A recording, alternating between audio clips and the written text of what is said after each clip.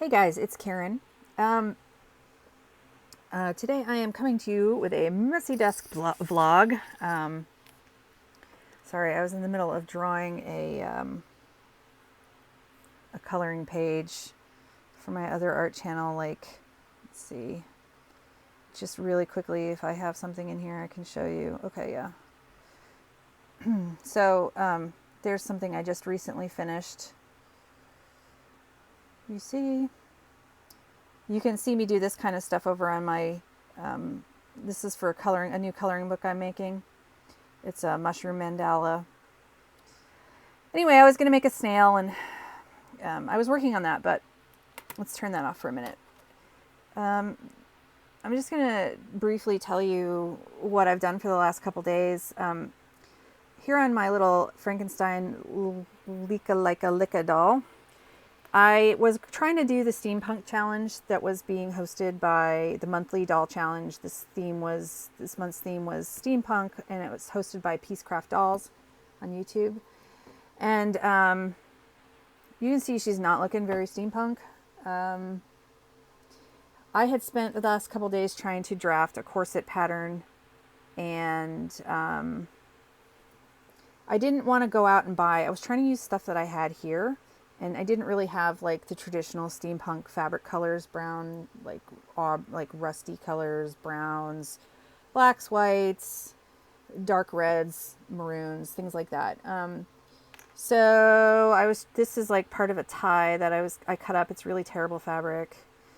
I looked at Alexandra's drafting pattern over at Creative 404 on how to make a shirt. I've seen that technique before, but I had never really tried it. And Alexandra gave me the inspiration to do so, and so here I had taped up this Blythe body with napkins, and I didn't use masking tape. I used regular. I used regular, clear tape, whatever. I can't remember the word. And then I drew the bodice and on that, and then took it off and cut out the pieces and made a bodice, and it fits really well. I made a couple different attempts. This one didn't turn out very well because this blue fabric was so thick. It's lined with cotton on the inside, and I didn't have ribbon. I only had bias tape, so that became even more bulky, and it didn't like to sit on top of this skirt, the circle skirt, very well that I made.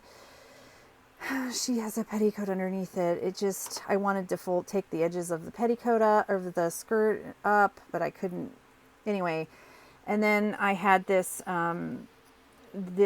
I have another doll that I got from AliExpress that has this body but a different head, and she came in a Squirrel Girl outfit, so I kind of like took off the bow and put the collar up, and I was going to make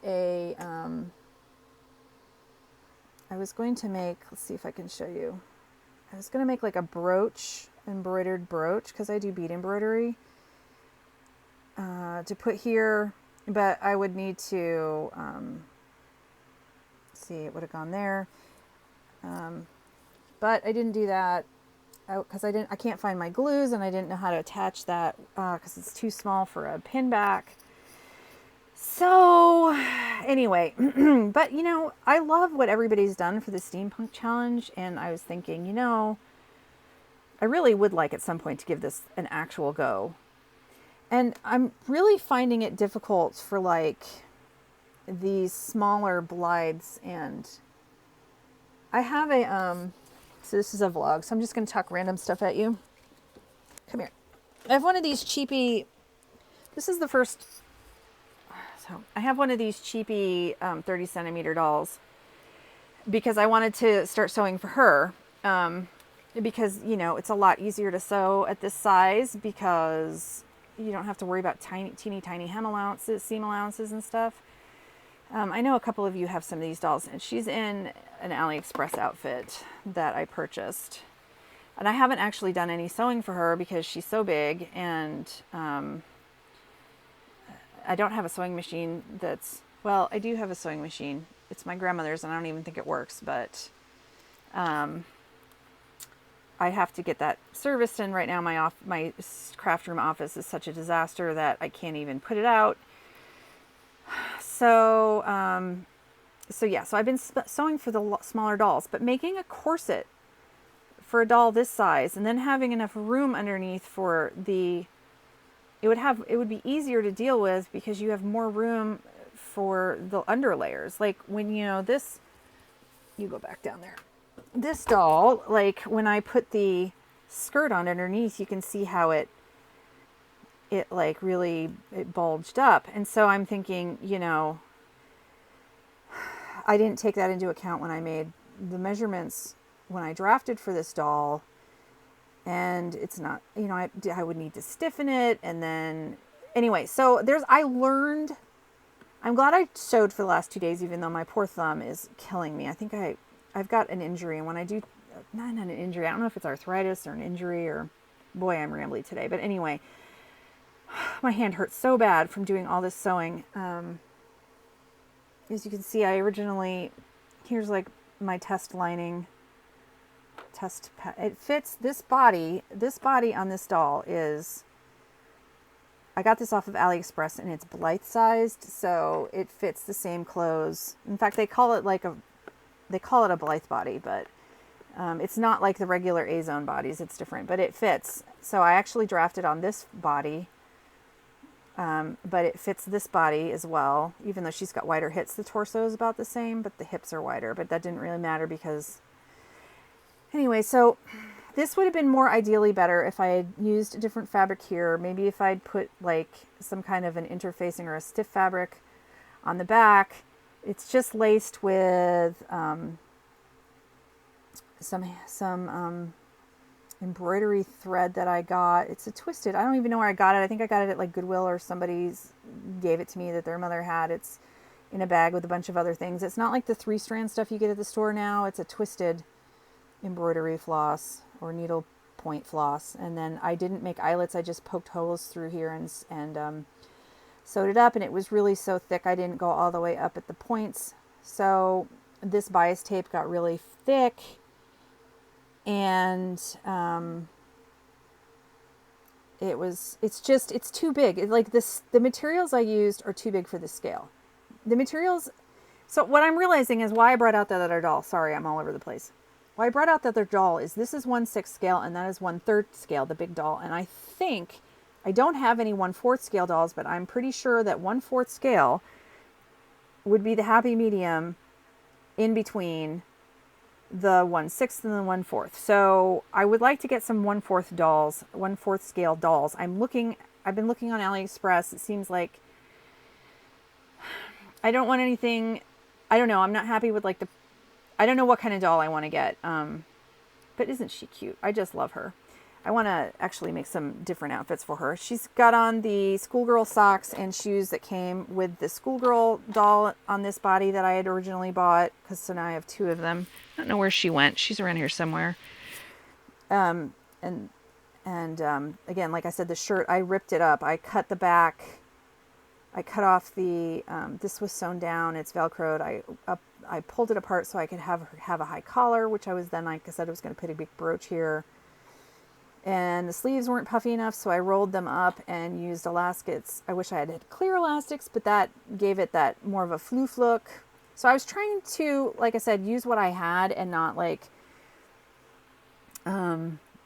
start from scratch. But it's not the right colors. It's not the right look. The skirt's not right. The corset didn't, although it was a great learning experience, the corset, I mean, it took forever to make because I sewed so many things down. And then like I said, I had first tried it in this red, because first I was having a hard time with this because it wasn't fitting right unless I laced it. And then I was thinking, well, maybe I should make one out of a knit, but then, that is too stretchy. And so I was adding all these top seam stitching details on top of sewing the whole thing. And I mean, I sewed so much in the last 2 days. It's like ridiculous.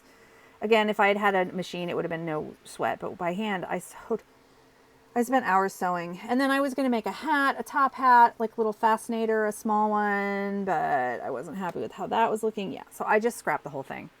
However, I would really like to do this again. I would really like to make a real steampunk outfit. The other thing I should show you is that I bought this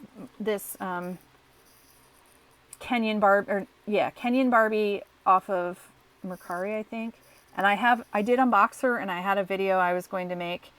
Her hair, I took off her headband, and her flocking hair is flattened because of it, you know. And I'm wondering if anybody has any good ideas about how to. I don't know if I should add flocking there, or if there's any way to fluff that back out. But she came new in box with her full outfit. She's not wearing her cape or her neckwear. I just love her. She's so adorable. I want to make some outfits for her. I do have a video on that. I just never got around to editing it and uploading it. So I'll try to do that this week. I got busy and was doing other paid work for people, like clients and stuff. So, all right. So now you got caught up on my steampunk efforts, and this is the doll that I got from AliExpress recently.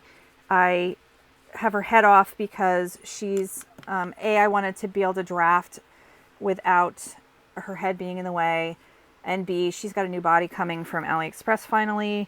I settled up with the seller. I'm not 100% happy, but wow, her skin tone looks very different in this light.